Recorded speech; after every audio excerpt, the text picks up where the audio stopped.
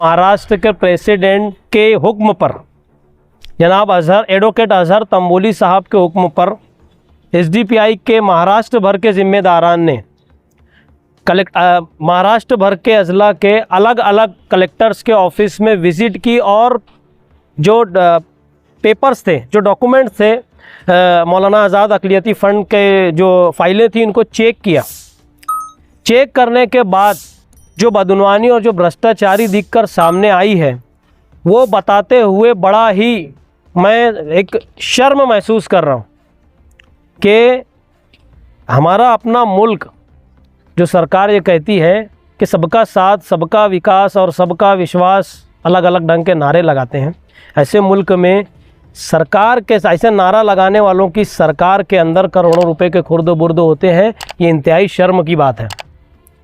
जब इसकी फ़ाइलों की पड़ताल की गई तो पता चला कि महाराष्ट्र के शहर बारामती के अंदर एक ही बैंक में कई करोड़ रुपए का गबन हुआ। गबन ऐसा हुआ कि एक ही घर में अलग अलग नाम से राशन कार्ड को काटा गया और उस पर फ़ंड हासिल किया गया, मौलाना आज़ाद अक़लियती फ़ंड। इसी के साथ साथ बहुत सारे लोग ऐसे हैं जिन्होंने, जैसे जिसमें जालना, औरंगाबाद, सिल्लोड़ में भी एक अक़लियती एमएलए रहते हैं जो पिछली बॉडी में मिनिस्टर थे।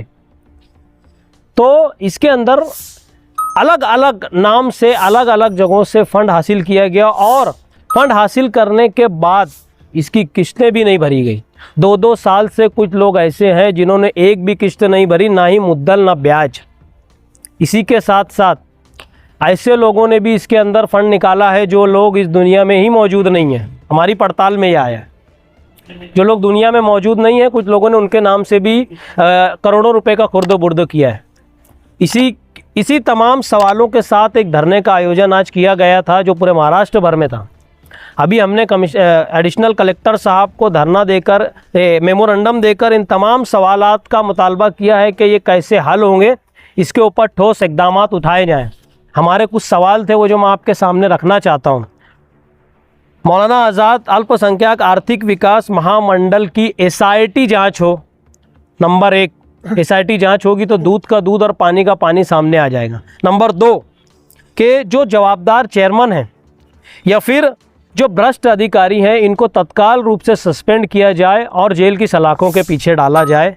ये डिमांड नंबर 2 है। मैं डिमांड नंबर 3 ये है कि जितने लाभार्थी हैं जिन्होंने अर्जियां की हैं, उनको मंजूर शुदा जो उनके पैसे हैं उनके अकाउंट में तत्काल रूप से डाले जाएं। उसके साथ साथ इमीडिएट अकाउंट में ट्रांसफ़र पैसे किए जाएं।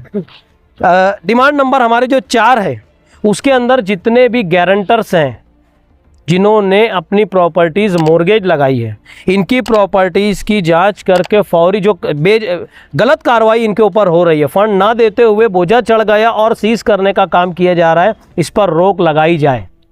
हमारी डिमांड नंबर 5 है कि योजना की अमल बजौनी शफ़ाफ यानी ट्रांसपेरेंट हो और जो असल हकदार हैं इन तक इनका जो पैसे हैं वो इनके अकाउंट में पहुँचे, ऐसी हमारी डिमांड है। और जिन लोगों की ज़मीनों पर बोझा चढ़ चुका है उनको इमीडिएट पैसा मिले, नहीं तो उनकी जो ज़मीनों के ऊपर बोझा चढ़ाने का काम सरकार ने किया है इसको इमीडिएट वापस ले।